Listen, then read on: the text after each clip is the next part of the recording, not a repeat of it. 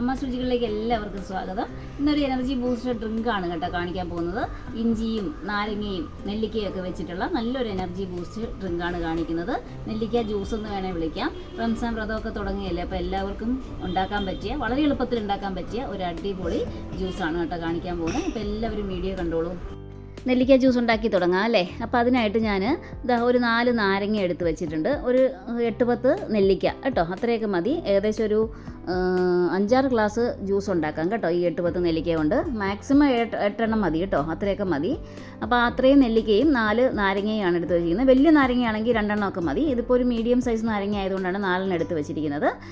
ഇനി ഈ നെല്ലിക്ക നമ്മൾ ആ കുരു കളഞ്ഞിട്ടേ മിക്സിയിലോട്ട് ഇട്ട് കൊടുക്കാം നമുക്ക്. എന്നിട്ട് ഇതിൻ്റെ ജ്യൂസ് എടുക്കണം, അതാണ് നമ്മൾ ചെയ്യാൻ പോണേ. പിന്നെ ഒരു ചെറിയ കഷ്ണം ഇഞ്ചിയും കൂടെ വേണം കേട്ടോ. ഇഞ്ചി കാണിച്ചിട്ടില്ല, വീഡിയോയിൽ കാണിച്ചിട്ടില്ല, ഇഞ്ചിയും കൂടി ഇട്ട് കൊടുക്കണം.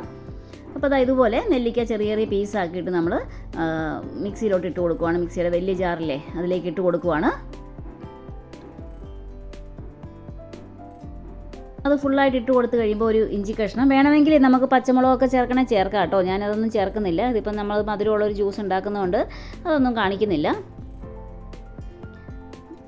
അപ്പോൾ കുരു കളഞ്ഞ് ഇതുപോലെ നെല്ലിക്ക ഇട്ട് കൊടുക്കുക. ഞാനിപ്പോൾ മൊത്തം 8 നെല്ലിക്കയാണ് എടുത്തിരിക്കുന്നത്. ഇതിലേക്ക് ഞാൻ 1 ഗ്ലാസ് വെള്ളം ഒഴിച്ച് കൊടുക്കുവാണ്. ഒരു വലിയ ഗ്ലാസ്സിന് വെള്ളം ഒഴിച്ച് കൊടുക്കുവാണ്. ഇനി ഇതിലേക്ക് ചേർക്കേണ്ടത് ഒരു 4 ടേബിൾ സ്പൂണോളം പഞ്ചസാര. ഒരുപാട് മധുരം വേണ്ടവർക്ക് 5-6 ടേബിൾ സ്പൂൺ വരെ ചേർക്കാവുന്നതാണ്. പിന്നെ ഇതാ ഇതുപോലെ ഒരു കഷ്ണം ഇഞ്ചി.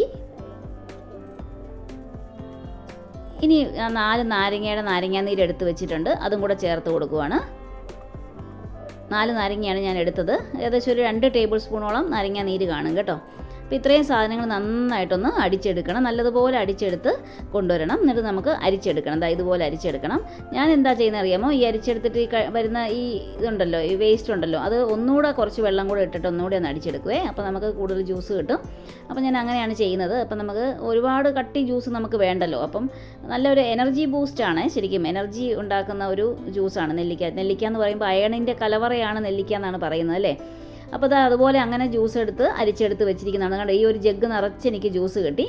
അപ്പോൾ ഇതാണ് നമ്മുടെ നെല്ലിക്ക ജ്യൂസ്. എല്ലാവർക്കും ട്രൈ ചെയ്യാവുന്നുള്ളൂ, വളരെ എളുപ്പമാണ്. ഞാനൊരു ഗ്ലാസ്സിലേക്ക് കുറച്ച് ഐസ് ക്യൂബ്സ് ഒക്കെ ഇട്ടിട്ടൊന്ന് സെറ്റ് ചെയ്യാൻ പോവുകയാണ്. വളരെ എളുപ്പമാണ് ഉണ്ടാക്കാൻ അല്ലേ, നല്ല എളുപ്പമാണ്.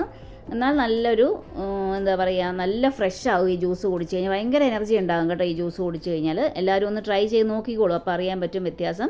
നല്ല സാധാരണ ജ്യൂസ് കുടിക്കുന്നതിൽ നിന്ന് വളരെ വ്യത്യാസമാണ് കേട്ടോ. നല്ല ടേസ്റ്റുമാണ്, അതേപോലെ തന്നെ നല്ല ഒരു ബൂസ്റ്റപ്പ് ആകും. നമുക്ക് ഭയങ്കര ഒരു ആരോഗ്യം വെക്കുന്ന പോലൊരു തോന്നലുണ്ടാകും. അത്ര നല്ലൊരു ജ്യൂസാണിത്.